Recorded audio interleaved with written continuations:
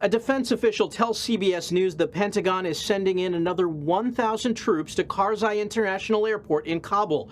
That brings the number of authorized American troops in Afghanistan to 6,000. About 3,000 are already on the ground. The airport is America's last toehold in Afghanistan. We begin with the chaos in Afghanistan as U.S. troops head back into the country to secure Kabul's main airport after thousands flooded the airport in a desperate attempt to flee the Taliban. So we have seen this frantic rush to get American personnel out of Afghanistan. The U.S. Embassy in Kabul evacuated. The American flag has been taken off the building. In Afghanistan, the Taliban have seized back power nearly 2 decades after 9/11, taking over the capital of Kabul. The developments that have taken place in the last week and the steps we're taking to address the rapidly evolving events.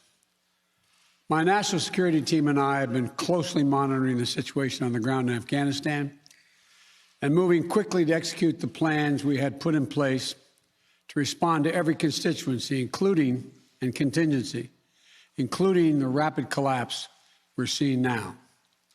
Because we're tired of being the tram donkeys, acting like you some one-man GPS. God damn it! We lost! We fucking super lost, man! So this is the end of the American neoliberal world order. And I have some thoughts about why it is that this is happening. But for the most part, we haven't made the proper adjustments that needed to be made. And the fact that we have basically outlawed war in the name of having free trade has taken the world off of an evolutionary path. The world has changed a vast amount, even in the past 200 years. Here, stand here and look at this real quick.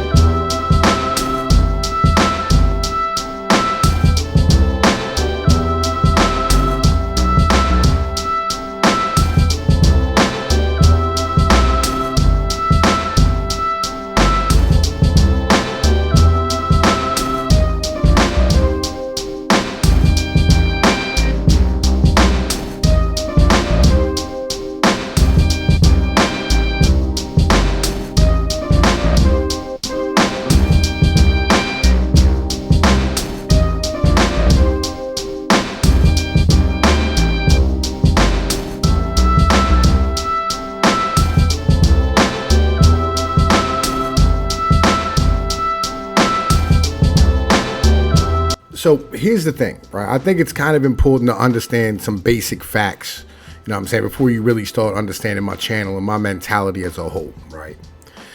Conflict is part of basic human programming and psychology, right? It is what it is. Like human beings, we solve a lot of our conflicts through violence. And that's a reason why, you know, like we have school shootings now in America, right? The reason is because we outlawed some smaller forms of violence. You know, like when you outlaw fighting, you outlaw pushing, you outlaw yelling, you immediately escalate the situation, you know what I'm saying, the severe violence, because you're bringing a man with a gun and the badge into a conversation that, you know, was just about 2 kids, you know what I'm saying, trying to solve a issue of where the pecking order was in America or in their school or whatever, right? In their classroom, in their social situations.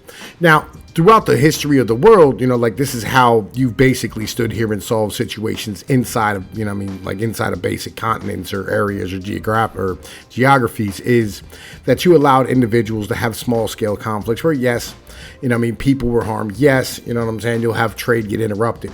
But that's kind of the point. The entire reason why, you know, we're standing here going around the world, you know, like being the world's police, is so that they can have open and free trade everywhere, right? And you can go, oh, well, that's good, that's bad, you know what I mean, depending on your mentality. But I don't think that it's the natural way of doing things. It's not the natural way that human beings are supposed to live. Human beings are supposed to be able to have the opportunity when they gain an advantage to take it, to stand here and, you know, go to war and have these type of conflicts.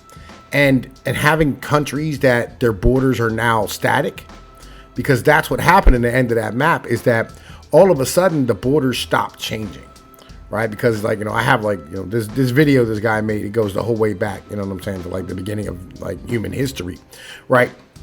And the idea that we are supposed to stand here and have static borders is retarded. Like it's not something that we're supposed to do as people. We're supposed to have the ability to, adjust and change, and you're supposed to have your culture have your own borders. And as geographies, stand here and create culture, right? Because geographies will isolate individuals and, will end up coalescing others together. Like when you don't have the ability to stand here and change your circumstances because of the fact that you have one country who is trying to allow the entire world to be on an even playing field, it screws up the entire way that history and cultures work, right? So basically we got trapped in a period of time, and we continue to operate as if that's the way it's supposed to be.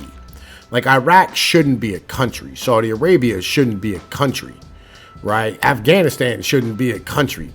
Like most of these places weren't countries until the 17 and 18, 1900s.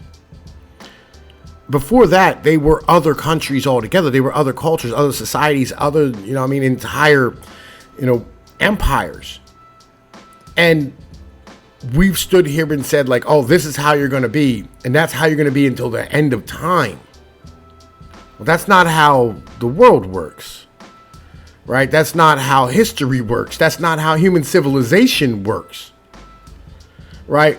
So this is really the problem, is that we're operating on this paradigm that everything should just always stay the same.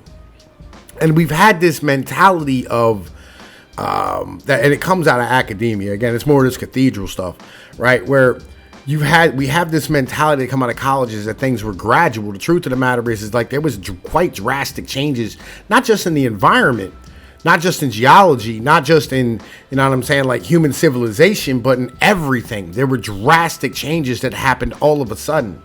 Diseases and natural disasters and climate catastrophes that happened throughout the history of the world.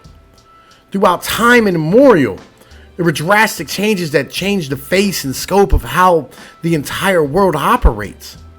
Just because physics stays the same doesn't mean that everything else does. And even then, like, there's no saying that physics legitimately has always been, the way it is today. That's just not how things operate. Like, I put any money that gravity has changed, right? The pull of gravity has changed throughout time.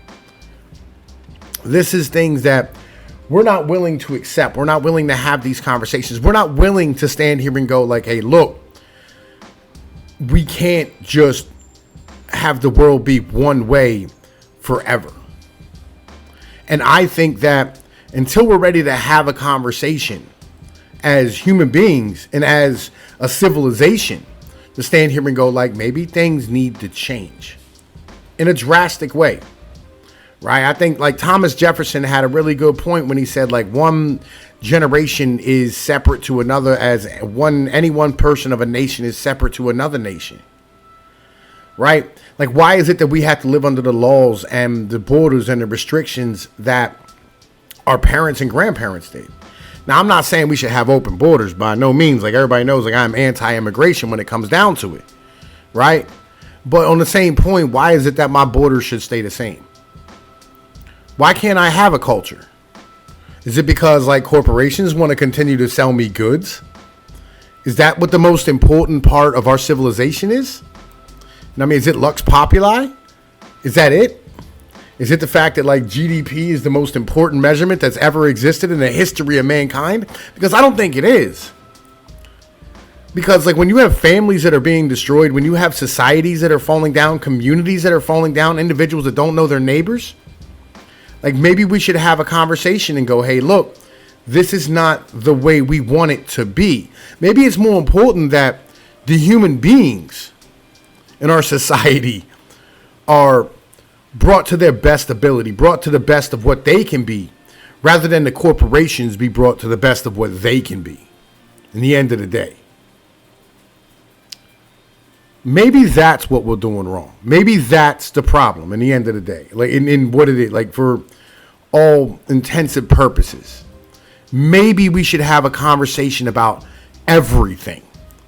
The entire foundation of what we are. As human beings, as men, we should have this conversation. Because I'll be honest with you, we're super fucking lost, man. Legit. And the only individuals who are really gaining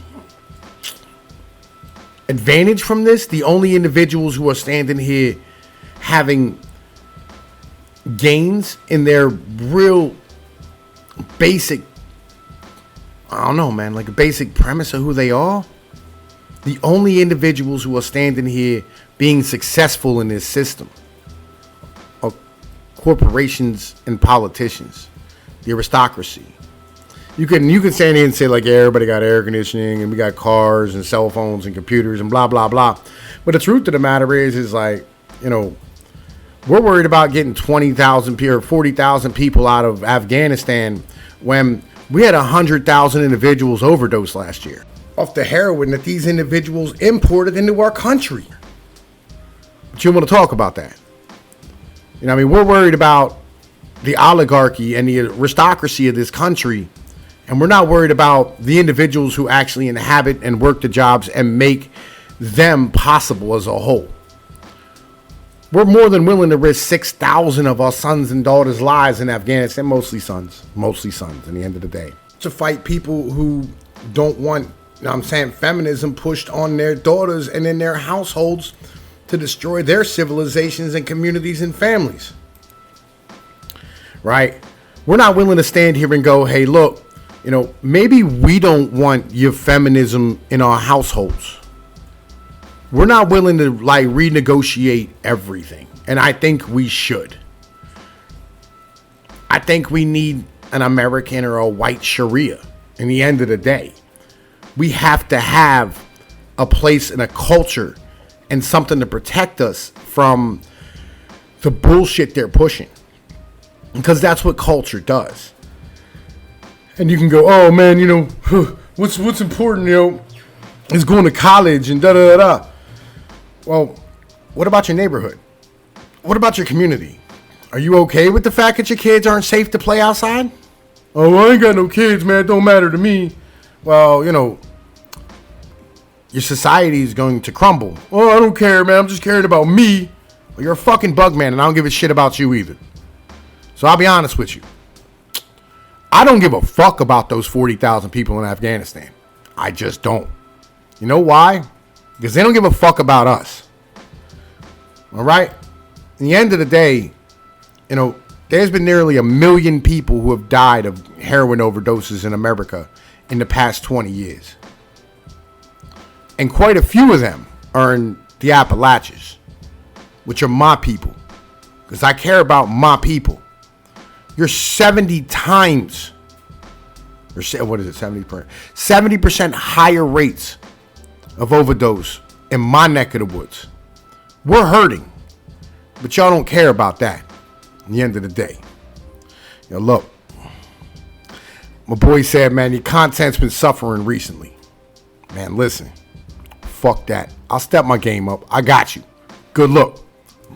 Yo, Stone Mexican guy. Peace.